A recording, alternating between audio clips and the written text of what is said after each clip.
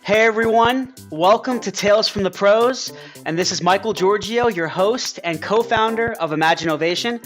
My special guest with me here today is the founder of Linkfluencer, which is recognized by Forbes as Australia's leading LinkedIn training company that has a mission to transform social selling on LinkedIn and help build the next generation of influencers.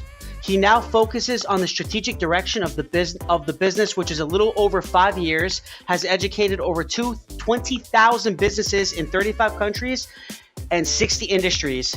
Please welcome Alex Pirouz. This is Tales from the Pros, where business leaders and influencers share their stories of inspiration, struggles, and successes. And I'm your host, Michael Giorgio.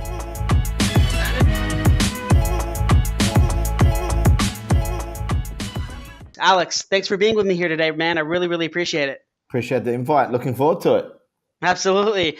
I know you're super busy, man. So it's definitely an honor having you here.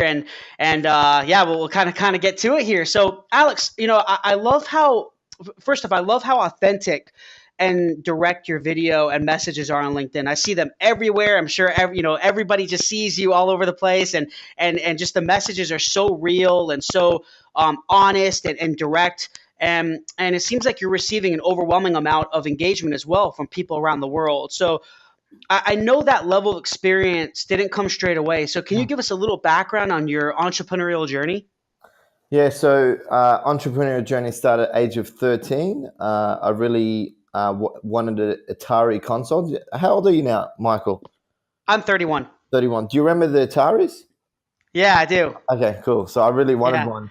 And my parents just couldn't afford one. We didn't come from a very wealthy background. So I basically harassed them for 6 months and every day, and realized that didn't work. So funnily enough, the first day that I stopped asking him, I went to school and the principal announced at assembly that the kid who raises the most amount of money for this charity organization will win an Atari. So that was just my sort of moment to shine. I was never very good academically.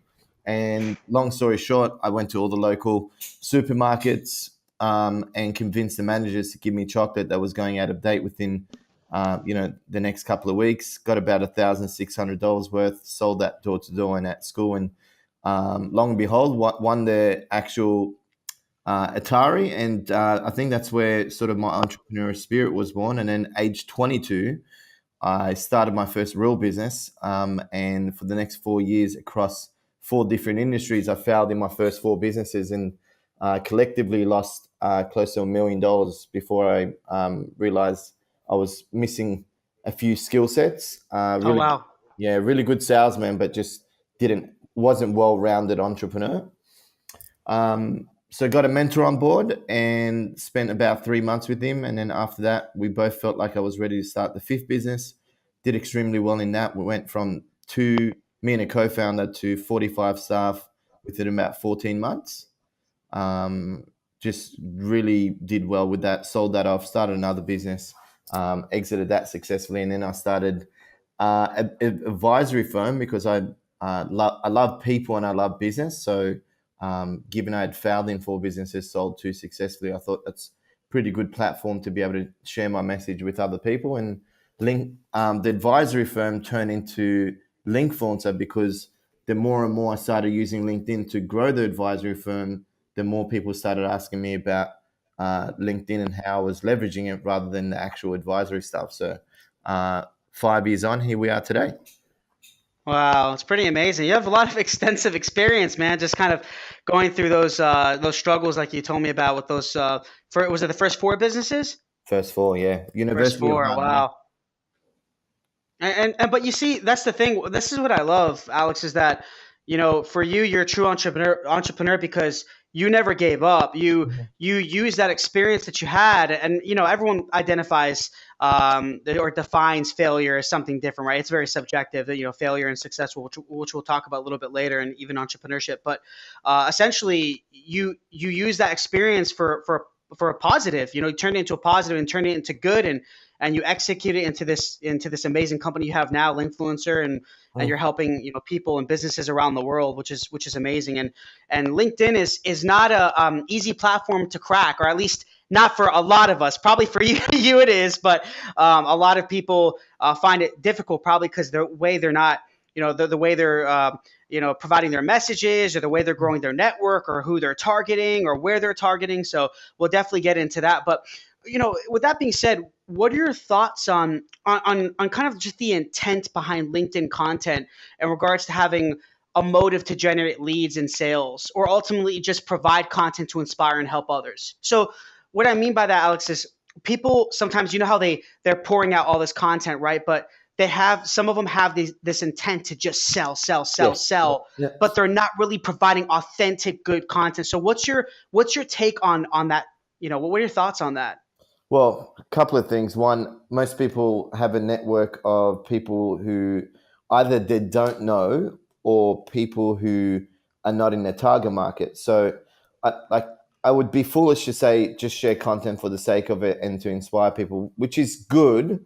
But at the same time, you're running a business and you need to generate revenue in order to grow your team, in order to grow Yeah. your, expand your mission, etc., impact more people. So the way I look at it is like on a daily basis, Monday to Friday, you should be connecting with your audience. So, like, you should know the industry, the company size, the target, the key decision maker in that company, location, and so on. So, if you know them, Sales Navigator is by far the most amazing tool on the planet today in terms of finding, connecting, and then engaging with your audience. So, you use that tool, you connect with your audience. As soon as they accept your invitation, now all of your content is going to start coming up in their newsfeed. So, and if you're sharing relevant, targeted content on a weekly basis, then at the end of the month, what we usually do is we do every month we do 2 pieces of promotional content. So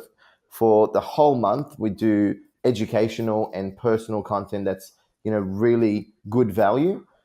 People get to know me, people get to know the brand. We educate them, and then at the end of the month, we do a promotional post. So a good example of that is one I did probably about 3 weeks ago, where we said, August was a record month, got over 400,000 views. A lot of people reached out asking how I did it. So here's a digital guide that we have, and it's basically a 3-step formula that we use to achieve that 400K. So if you want it, let me know in the comments. And then what we would have is one of our team, whoever left a comment, one of our team would actually go and send them a connection invitation with a link to them for them to download that guide. In order to download the guide, they have to give us their name and email address, and that's how you generate. I think that one we had over 500 comments and about 320 people downloaded the guide. So, Oof. it's Wow, amazing. so it's like you got to be commercial, but at the forefront of your mind, you got to be thinking, how do I add massive value to my audience on a daily basis? And then at the end of the month, you can commercialize that value that you've created for your audience by doing a promotional post. And that's I love that. I mean, like, this kind of goes into my next question. I mean, what steps or strategies do you guys have people execute to really grow their LinkedIn influence and ultimately generate sales? I see a lot of people, Alex, that they have, like, for example, they'll have a few 100,000 followers. I've even Oh, seen on LinkedIn, who I essentially have never even heard of. So I'm wondering, I'm like, man, how did they build this huge, huge ass network of people on LinkedIn? But I've never, they're not like famous. I mean, at least they're not like famous celebrities or anything like that. Just kind yeah. of, CEOs of companies or just content providers. But it's crazy how they just got this huge, massive network. And I'm sure a lot of them are probably getting business if they are putting out the right types of content, right? I know you can have a huge network, but if your content isn't right and it isn't targeted effectively, you may not get any leads. But what do you think about that? What are your thoughts on that? Yeah, agree. I think, you know, like earlier this year, I started with 19,000 followers. I think I'm at 32,000 or 31 at the moment. So, like, when I look back at the journey, I think I've all I've done is I've showed up every day. So where most people fall short is they're not consistent. And the reason why they're not consistent is because they don't have a big enough reason why. My sole purpose on this planet is what my legacy is being known as one of the best entrepreneurs who ever lived. That's why I get up every day, and I know in order to do that, I need to impact millions of people's lives, and I want to use the fame as a force for good in terms of making impact on other people. So, like that's my why. So, working 7 days a week, 16-hour days, to me, it's nothing because there's a, a, something bigger than me behind it. So that's what's missing, and that's why so many people give up and not consistent because all they're focusing on is how much did this content generate in terms of business. And if you're thinking like that, you've already lost the game. I saw your video on that, by the way. That was Yeah. awesome, and that got a lot of engagement too.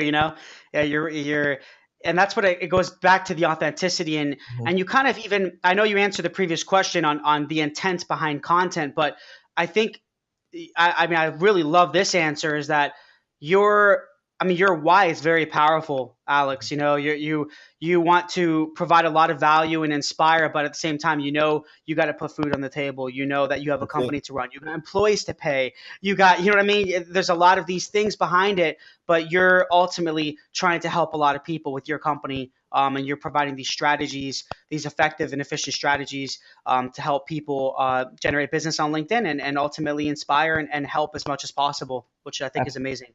Absolutely. And the thing, Michael, a lot of people, I got a fair few comments of people on that promotional post that I did saying I got 400,000 views. And a lot of them actually commented saying, oh, how much business has it generated for you? And that's sort of what inspired the next post. I think what I've noticed is that the winners are the ones who focus on, the long game, and the losers focus on post by post. So if your mentality is, oh, how much business am I going to get out of one post compared to, okay, I'm going to put a calendar in place. I'm going to do 20 posts this month. 2 of it is going to be promotional. The other 18 is going to be educational. That's the long game. That's how you win. And the losers are the ones that complain and focus on, I guess, the negativity, and the winners focus on positivity. Like it's common sense. Yeah, no, absolutely. And does Linkfluencer have certain? Is there like a certain 3 or 5 step or 10 step approach to really grow a LinkedIn audience Yeah. and ultimately generate sales? Like, what are your guys' processes? So generally, so our process is 3 steps. So it's called Plan, Connect, Profit. So um, essentially, it's in a very very high level without going into detail. It's about Hmm. finding making sure you've got the right foundations in terms of knowing your sales process, who you want to target, the product and service you want to focus on, the personal brand you want to build, making sure you've got a good profile, your account is set up and configured properly. That's sort of the high level, sort of the plan stage. Connect stage is there's 3 strategies in the connect stage. So you know your outcome of LinkedIn, and that might be to generate leads. You know your conversion rates, you know your sales process, and how LinkedIn ties into it. The connect stage is all about, okay, how do we go and find these people? And so that's what I was mentioning earlier about using Sales Navigator. Our 3 core strategies for connecting with the audience is using Sales Navigator to find, let's say, lawyers in Gold Coast, because I know you've been there before. Yeah, yeah, yeah. So if your audience is uh, partners, owners, or solicitors of law firms in Gold Coast who have 1 to 10 employees, you would go into Sales Navigator, put those metrics in. That'll then spit out, let's say, 3,450 lawyers. Um, what Sales Navigator then enables you to do, out of the 3,450, they'll actually then tell you how many of those have posted content in the last 30 days. So what you can do from that, let's say there's 400 people who've shared content, you can then save those 400 as a lead. That doesn't mean you've connected with them, you just save them as a lead. It goes into a secondary newsfeed, And this is where it gets exciting, because you can now start engaging with those the content of those 400 leads before you even reach out and connect with them. And this is how we've opened up a lot of accounts, like with KPMG, Westpac, Commonwealth Bank, and so on, because most often when you reach out to someone, if you've engaged with their content, they're going to know who you are. And so that's the first way. Second strategy is obviously sending out connection invitations. If you've done everything else well that I've spoken about, that'll open up some conversations. And then the ones who accept your invite but don't reply, we have what we call the follow-up message. So, Monday to Friday, you send out connection invitations. The Tuesday after, you send this follow-up message. And it's just something as simple as the two scripts that have done really well is, great to connect, love to learn more about what you do. And that generates a lot of phone calls. And then the other one is, great to connect, I come into the city once or twice a month, would love to catch up over a coffee. Because essentially, Michael, what people are looking for out of LinkedIn is build connections, take conversations offline. Build connections, take conversations offline. And the third strategy is just content. You've got to be posting up content, and video is a huge component, because in less than a year, 90% of content online is going to be video. So if you're not going to get good in front of the camera, it's going to be very hard to stand out. And this goes into what I was just going to ask you is there a certain secret sauce to creating videos for LinkedIn, or is it all about the message being delivered, Yeah, it's like there's so many different elements that go into it. I think anything, the more raw, the more transparent, the more real you are, the better your content will do. If you do, for example, on our website, all of our videos are done professionally, every single one. Whereas on LinkedIn, we don't share anything that's professionally done, mainly because it just doesn't get cut through, because it's too corporate-y. So you got to be real. You got to flush out and share content that is, relevant to your target audience. So if I'm targeting lawyers, and I got to be sharing content that is going to be of value to lawyers. As well as that, you should be sharing personal content. So too many people make the mistake of just sharing educational content, and it just becomes stale. Like if all I talk about is LinkedIn, it gets boring. People want to know who the person is behind the content. So like yesterday, I shared an example about public speaking, and how, a couple of years back, I couldn't even get on stage, even if there was no one around. And now I, speak at over 30 conferences a year. So just stuff like that for people to get to know you and get more insight into who you are will help you get more traction. Yeah, no, and I think it's very important. I was actually talking to my team about this. It's just so important nowadays to diversify your content messages, because you always see these people that are, like you said before, right? It's boring to keep talking about LinkedIn over and over and over again, even though you are a LinkedIn expert, one of the best. But essentially, people, when they already know that about you, right? So it's good that you have other talents, you have other skills, you have other capabilities, you have other experiences and things to share with the world and with your community, right, and with your audience. So it's good to send out those messages and connect your brand with who you are, right? Because I think it's important to build trust, right? People want to trust you. They want to see that, all right, this guy is a powerful LinkedIn influencer and he's an expert at this platform, but I want to know him personally. And it's good that I see these posts about you, and even I've seen some people such as yourself even talk about some of the hate that you may be getting from some people as well, and that builds authenticity. You know what I mean? Absolutely, yeah, 100%. So cool, man. I love it. Love it. So, what do you think, Alex, are really the most important tips you can provide to essentially targeting the right audience when it comes to selling a product rather than a service on LinkedIn? Because don't you think it's very different if there's a company that's more of a service company than a product company? Do you think the strategy is going to be different, or you think it's really the same?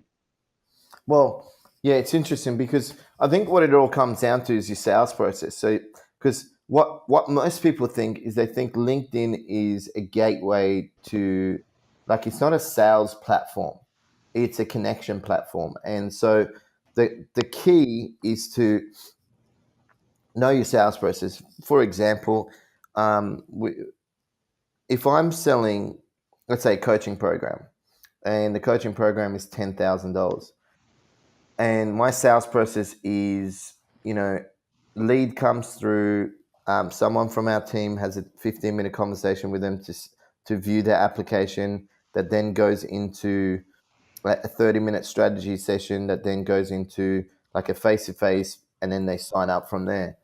I would be leveraging LinkedIn to get applications, because I don't want to get on a 30-minute call if someone is not the right fit for the program. So whereas most people would try to go for like the face-to-face meeting straight away, which is just way down, too much down the line in terms of the sales process. So you just got to, if I'm selling like a $200 product, then it just doesn't even make sense jumping on the phone. So you might need to get someone to download your product. Download, let's say, a white paper or a digital guide, and then they go on your list, and then every month you're communicating through that list, and you do offers to that audience. So it just all depends on, I guess, the product or service, how long the sales process is, what steps are involved, how much you sell that product or service.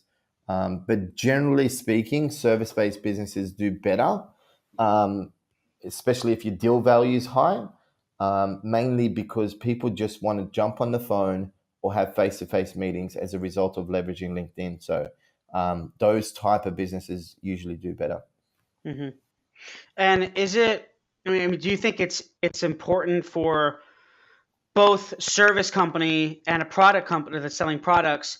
Do you think white papers work well for both, or you think white paper is going to be a little, or even like a guide? You think a digital guide or white paper? You think it's going to be more, it's going to be more powerful with a service company? A service company, I would be going, depending on whether it's the founder or like the sales team. I would definitely be going for either a face to face or a phone call. Mm-hmm, mm-hmm.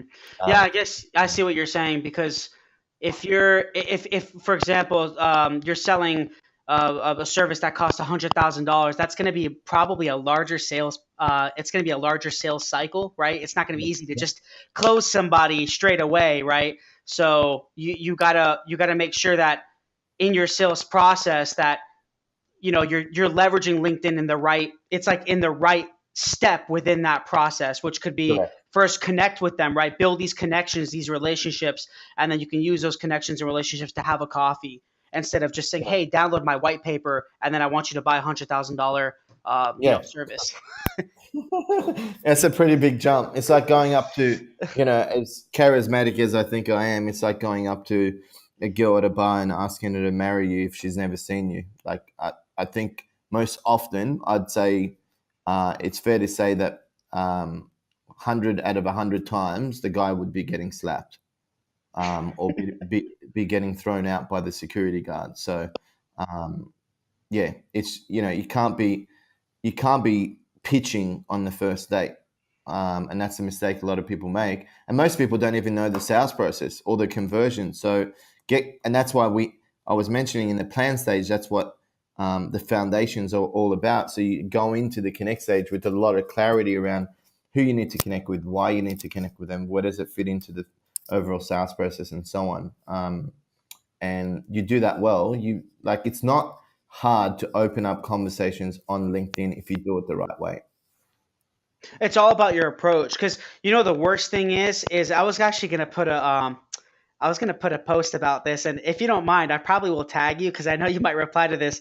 When you first connect with somebody, right? I mean, for me, I accept a lot of connections. I mean, most of them, as long as as long as they look authentic and sound legit. Sometimes you have people add you that you're like, I don't know about this. This doesn't seem right. This is a bit, I don't know about this person or this company, but I think when I accept an invitation, boom, I get a message from this person. I think it is from the person. Sometimes it's automated, sometimes it's not.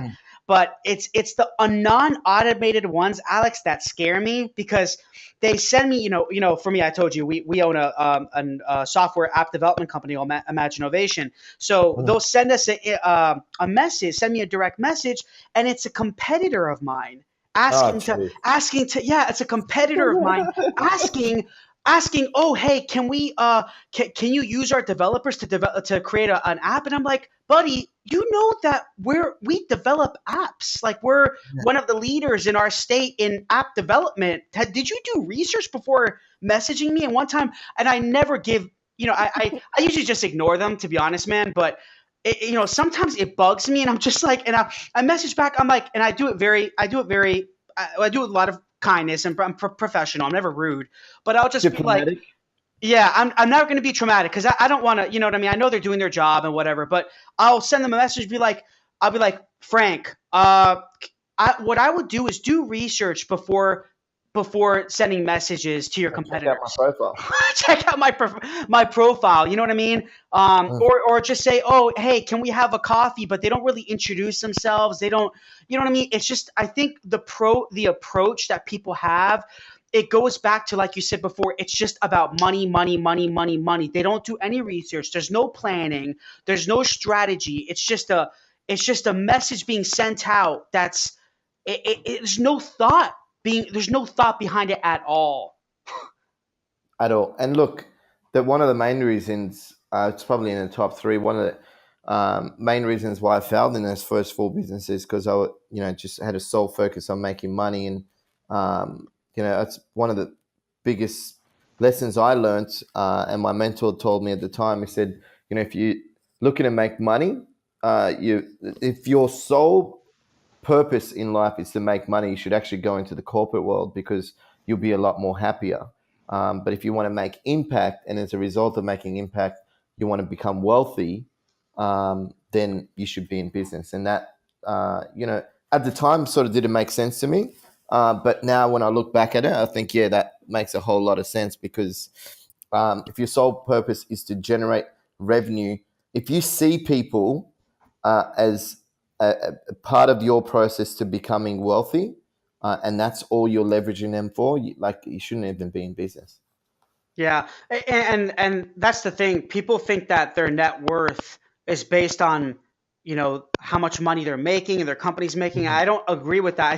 I think the net worth of somebody is the relationships that you're building. Absolutely. And the connections that you have, the value that you're providing, the way people feel about you.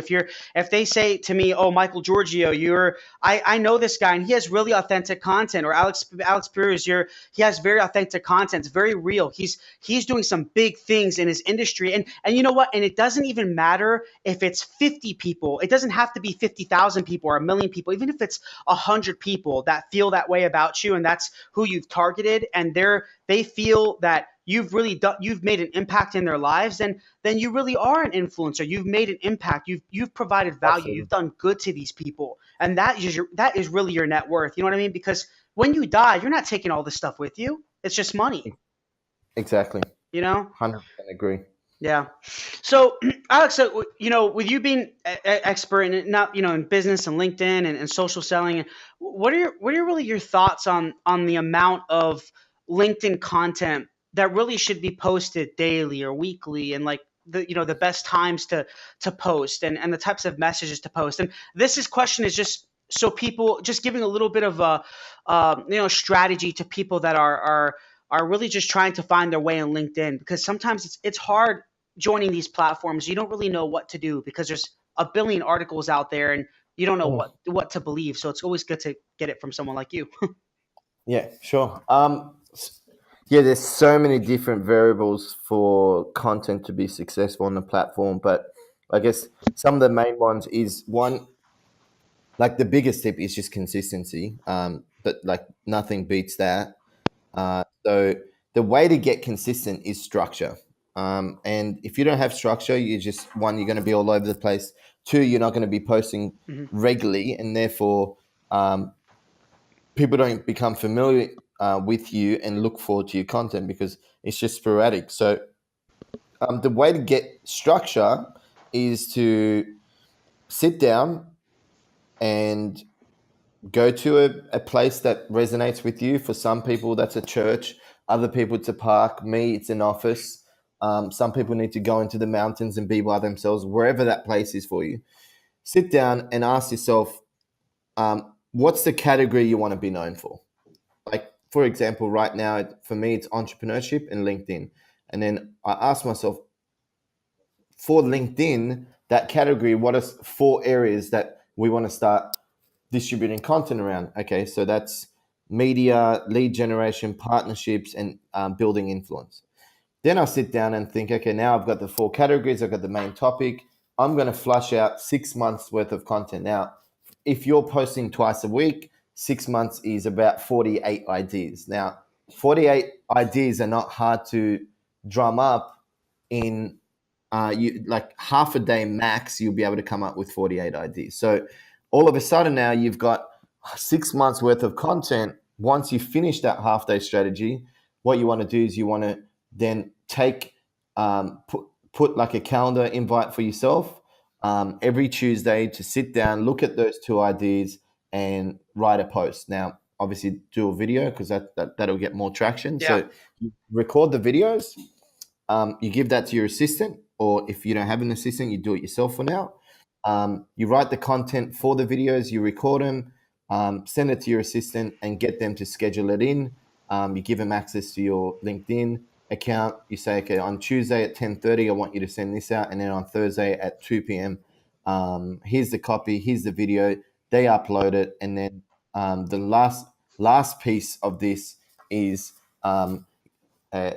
basically getting them being part of an engagement pod, because based on LinkedIn's algorithm, and most social platforms are like this, based on the number of likes, comments, and shares you get within the first hour, that'll determine your reach, because it tells LinkedIn that what you're sharing is valuable. In saying that, beyond the first hour, if your content sucks and you're part of a group where you all like and comment on each other's posts, you just won't get traction beyond the hour because it's a crap post. So obviously it needs to be of value. You join one of those groups, and then you've just got a recurring task every Tuesday to write the copy, do the 2 videos, give it to your assistant, and you just work. And then as soon as that's posted, you get your assistant to go back into that spreadsheet of story ideas and green out the ones that have been posted. Anytime you're on the fly, you're speaking to a client, you walk into the office, you come up with the story idea, you go and put it in that spreadsheet. And I've done that session that I talked about, the half day. I've done it once. I've never had to do it again because I've just continued putting story ideas into the backlog type thing. Yeah. Yeah. So that's how you do it. And is there, you think it's more, you think you're going to get more engagement after 5 or 6 o'clock PM, or, when people kind of get off, or you think it doesn't really matter? I've heard different responses. Yeah, it's hard to say. It just depends, because like there's so many other variables. Like, for example, I've even been testing doing videos without subtitles, whereas most of my videos so far have been with subtitles, and I haven't seen a huge drop in terms of not having them, and I've posted at like different times. So like it's hard to say, but from what I've seen, posting up content at 8 p.m. is probably not, because most of my audience is in Australia. So posting up content at 10 p.m. is probably not a good idea because they're not going to be on the platform.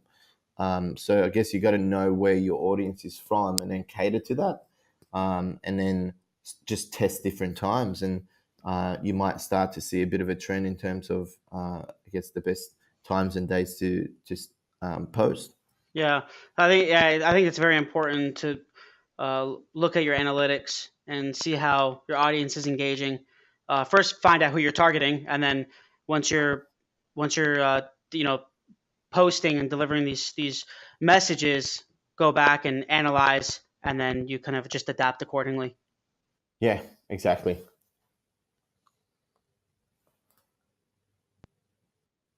So we touched on this a little bit before, Alex, in regards to just salesy messages, right? So what would you tell people that are posting on LinkedIn to essentially just stop being salesy and be more authentic and real to engage with more people like you do?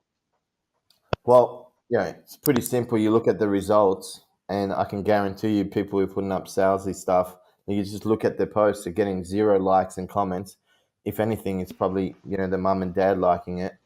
So it just doesn't work. The truth is in the result, and the results never lie. So if you're not getting results, the meaning of insanity is doing the same thing over and over again, expecting a different result. So if you're posting and you're not getting any traction, and people aren't liking, commenting, engaging, starting conversations with you, you got to have a good look in the mirror and ask yourself, what are the changes you need to make? And that's like long and short of it. That's the reality. Yeah, absolutely.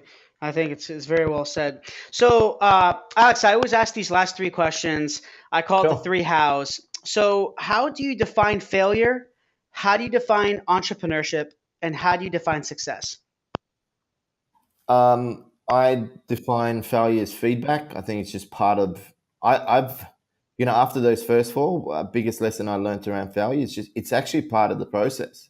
So you can't avoid it, and you shouldn't avoid it. It's just part and parcel of the life you've chosen, which in either in business or personal. So whenever I face anything like that now, I just see it as part of the process and take it some lessons learned.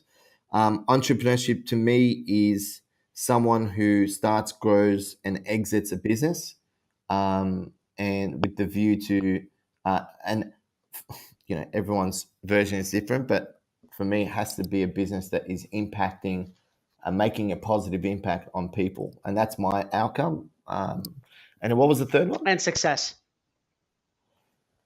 Success for me comes down to fulfillment. So, Anthony Robbins summed it up really well. And he said, this is a quote that's stuck by me for a number of years now. And he said that, success without fulfillment is failure.